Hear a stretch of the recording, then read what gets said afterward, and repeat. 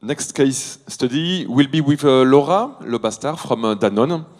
So thank you very much, Laura, for joining us, and I will let you the floor for the next study. Yes, thank you. Yes, let's present myself quickly. So my name is Laura Lebastar. I'm in charge of our regenerative agricultural program for dairy in France for Danone. So briefly, where our global commitment and where does it come from? Our global commitments are not young. If I come back to 50 years ago, Antoine Riboud, the former CEO of Danone, 50 years ago, he already said that entrepreneurship has to partner with social and environmental impact, and that the responsibility of the company does not stop at the floor of the plant, but has a broader impact. So that was 50 years ago, and long story short, since then we have continuously taken commitment.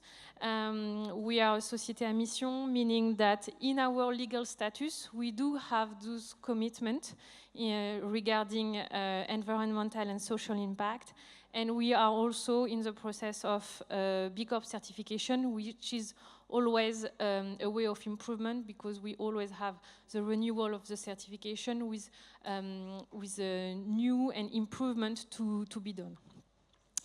And finally, yes, maybe our current CEO, Antoine de Saint-Affrique, something that is just to show the continuity of this vision, that sustainability without performance has no impact, and performance without sustainability has no future. We do strongly believe that the two do not compete, but have to work together.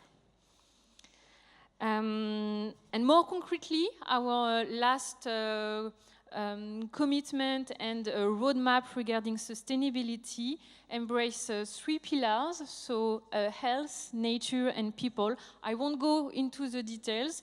What we'll look at will be more the nature pillars, but it's all available on our website, the details and the commitment for each pillars.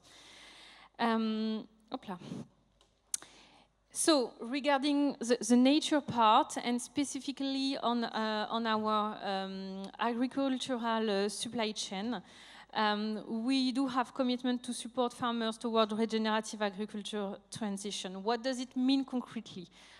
Because there is no common definition about regenerative agricultural transition. Concretely, it means that we do put in place programs to help our supply chain, our agricultural supply chain, and the farmers we are working with to reduce their carbon footprint, improve the health of their soil, improve biodiversity and water, but also animal welfare, and through programs that bring financial and technical support to farmers. So when it comes to global commitment, we have spoken about it, CO2 footprint and methane. At Danone, this is our footprint. So scope 1 and 2, scope 1 and 3 flag, and scope 3 non-flag. And so we have commitment aligned with the Science Based Target Initiative, meaning that for scope 1 and 2, we have the commitment to reduce by minus 47% our carbon emission. For scope 3 flag, so flag is forest, land, agriculture, so basically our agricultural supply chain, commitment to reduce by 30% our carbon emission, and for scope 3 non-flag, minus 42 between 2020 and 2030. And in addition to that, we are also committed to the Global Methane Pledge, so aligned with this platform commitment, targeting at, in addition, having a specific target on methane emission, which is minus 30% by 2030. And so as a food company, we have dairy business, we have a water business, and we have specialized food nutrition business. But as you see, of course, our milk footprint has an important part in our footprint. So that's the global commitment, the global footprint. In France, at France level, that's basically the same figures. When it comes to how do we reach the target, what do we put in place in order to try to reach the target at France level? So here I'm going to speak what we do at France level. So at France level, the dairy supply chain of Danone, we collect milk at approximately 1,200 farms. It represents approximately 600 million of milk collected every year in 5 areas. And for those who know France, it is a lot of different systems. When you see low Normandy, north, the east region and southwest region, we go across a lot of different systems in France. And also partnering with 7 farmer organizations. Hopla. We have a program in place that we put in place since 2017, which is called Les Deux Pieds sur Terre, which is implemented with several partners, amongst with one IDEL, so French Livestock Institute. The program in place, we have put in place is basically in 4 steps. So the first step is to raise awareness by measure the footprint. So as the previous speaker said, we also reach nearly 100% of footprint assessment. We are at 96% of farmers, partners farmers that have measured their footprint. And the program finances this assessment. Then partnering with the local ecosystem. So in France, it can be Chambre d'Agriculture, Contrôle laitier, Serre France, BTPL, the various stakeholders that are already in place in the territories in France.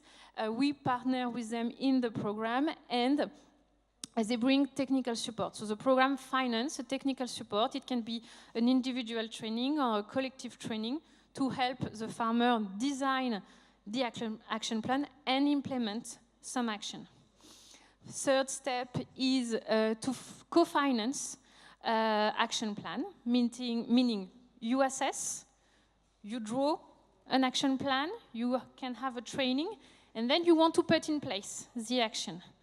If you aim at reaching minimum minus 5% of carbon reduction, then the program co-finance, meaning we give euros to farmers, 7,500 euros for a conventional farmer, and for newly installed farmers or young farmer, it can go up to 10,000 euros to contribute to his project, to help him to implement the action. And then we have a 4th step, which is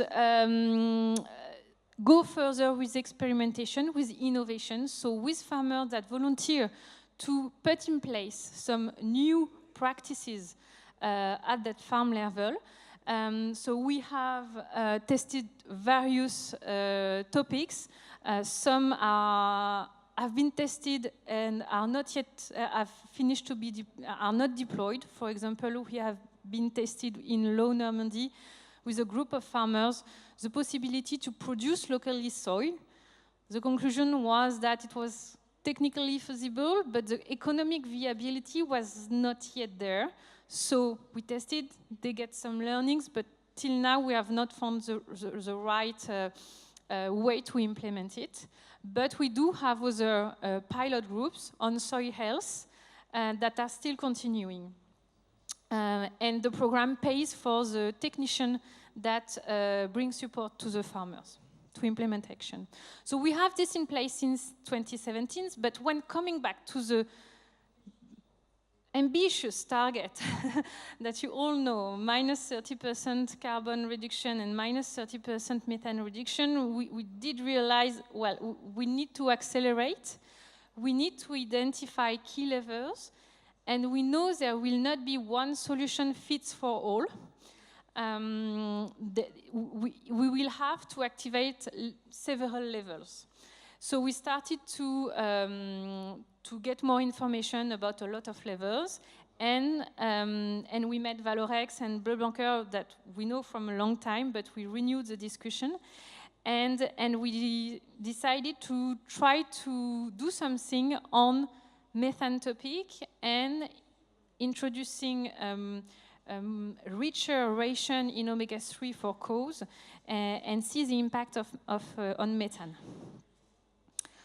So it's a pilot. We have launched in January 2024. We have recruited approximately 100 volunteered farms that are engaged in the pilot. And here the objective is multiple. We want to practically on-site, on real farm, not experimental farm, really test not only the efficiency on methane reduction, and I will come back to that, how we do that, but also monitor the technical performance and the economic impact on farm. So to do that, how do we do? We work with flaxseed experts, so mainly Valorex is bringing its expertise, and the supplier, the feed supplier.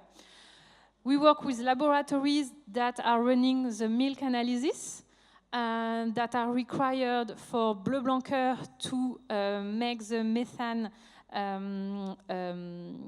quantification. And we work with 9 local structures. So as you have seen, we are all over France. So 9 local structures running the technico-economic study, meaning they are the third party that look at the technical performance and the economic performance, and that monitor that to see the impact. So basically, the farmers commit to introduce omega-3 and enrich their ration in omega-3. They commit to allow to make to let the laboratories make analysis on their milk, and they commit once a month that the local structures, so the contrôle laitier in France, come to their farm and have the a monthly review to get the technical and economic data that are needed to make the study. And at Danone, what do we do?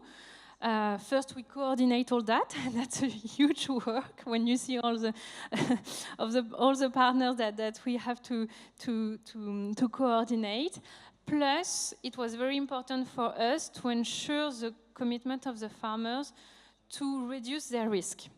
And to reduce this risk, we have put in place a safety net, what we call a safety net, which is a temporary incentive only for the duration of the pilot. So it will be 1 year, so it will run till March 2026. And during this pilot phase, for those volunteering farms, we are giving an incentive, which is €0.4 per cow per day. So that they are quite well secured when enriching their ration in omega-3. I cannot yet share with you the result because we are still in the pilot phase. We have not yet finished. The first preliminary results are quite encouraging. What we can see, and it's not a surprise, is that depending on the region and so the system, we do have variability, and even in one region, we also have variability. So the main topic here is, and we will see it at the end of the pilot, understand better for which farm, which typology of farm this solution suits the best, in which farm it brings the most technical and economic profit, and for which one, and of course the methane one, and for which one maybe we have methane, but maybe the technical and economic result is not yet, and then it will give us food for thought to decide if we want to design a more long-term incentive on this, based on those results. But again, the first result were promising. Even we see variability amongst the region and amongst farmers. And I think that's what I wanted to share. Maybe if there are some questions.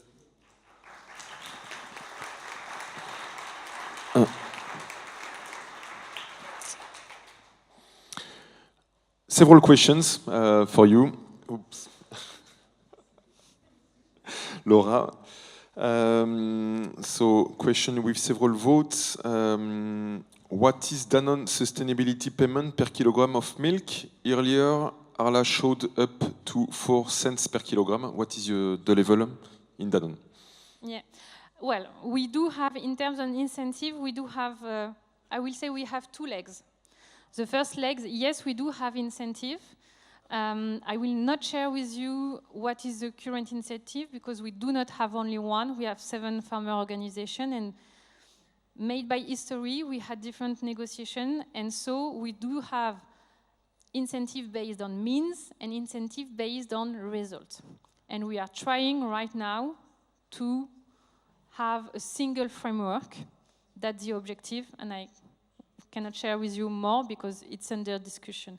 So the first leg, yes, it's incentive, means, and result. The second leg, I really want to focus on is also the money we put on the table by financing all that.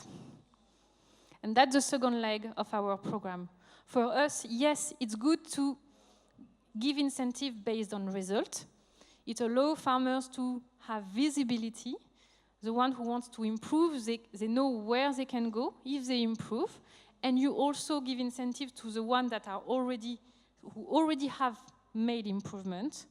But we also, second leg, want to support the farmer in their transition by financing the measurement, financing technical support, financing specific projects like the omega-3 project I've just talked about, and also financing experimentation and innovation like the pilot group we have on soil health. So it's the 2 legs that are very important. Okay, thank you. Question for other countries. What is the next country to scale up this pilot and continue those efforts? I don't know yet. I'm only the representative for France, but I hope if there is a good result, then yes, maybe it will be scalable in other countries. But let's wait for the result middle of next year. Someone who is curious. You told about promising results. What are these promising results?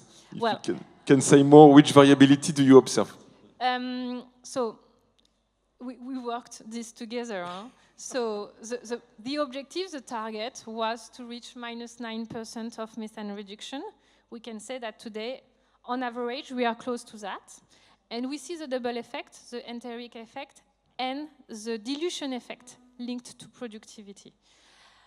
When I speak about variability, what we can see now, but again, we need to wait for the 1-year result, 1 lactation cycle result, it's important.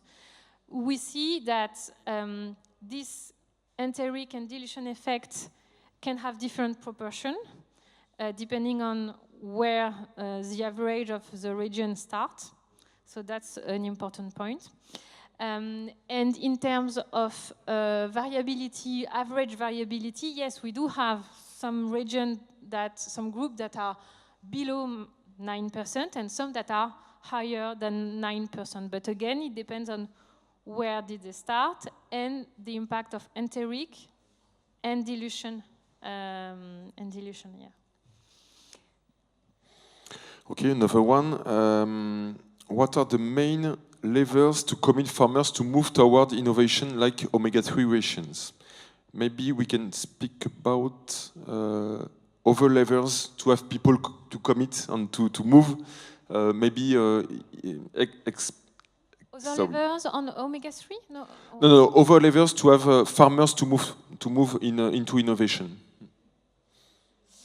To move into innovation. Well, I think it would be good to have the voice of a farmer also. I don't want to speak in their name, so I will speak in our name, in what I can see, what I can observe when we work together. Speaking about innovation, what the learnings of our pilot group that are in place for several years is that collective dynamic is very important and brings a lot. Technical support and the right and good technical support is key. And to be honest, that's not easy, because in France we have a whole ecosystem with a lot of actors, a lot of variability. It depends on the structure, depends on the technician within the structures. I mean, the trust from the farmer to the technician can vary a lot depending on the technician. And this is a key success factor, but this is very difficult to identify. And the challenge is to disseminate, because we have good groups of farmers doing great things on soil health, but our challenge right now is to disseminate. And as I suppose all of you, I don't have all the answers. One answer, I don't remember who spoke about it previously, but I think it was in Climate Farm Demo. I think it was Anaïs from Livestock Institute. Farm Demo, having farms that can showcase to other farmers, having farmers speaking to farmers is very important. So the collective approach. And I do strongly believe that all the actors have to share the risk. I mean, that's what we are doing with the pilot.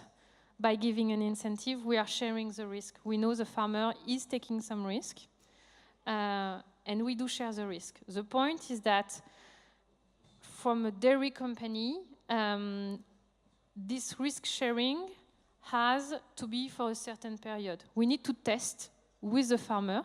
We need to share the risk during a certain period, but after a certain time, we need to take decision. And so we are here to help by giving a safety net, but there is a point where the solution also should and must bring technical performance and economic viability. This is key. And I refer to all the previous presentation we had also. Another one, maybe the last one, again about euros. What is your target cost per ton of CO2 for emission reduction technologies? Is it 50 or 60 euros, for example, compared to earlier situation said, for example, Mou, with 140 euros per ton of CO2? What is my target? I don't have a target right now. What we are doing is to analyze the levers, study the different solutions, and yes, the cost is an important one, but the cost can hide a lot of things. Is it a one-shot cost, or is it a recurring cost? Is it a more important cost during the first year and then decreasing cost? So I can't answer directly with a figure, and sorry for that, but it's because it will also depend on the solution by itself. What does it bring? And some solution maybe cost a little but bring a return on investment. Some maybe not, and will have a cost. Yeah. Okay, thank you. No more questions. You're okay? Okay, thank you very much, Laura. Thank you.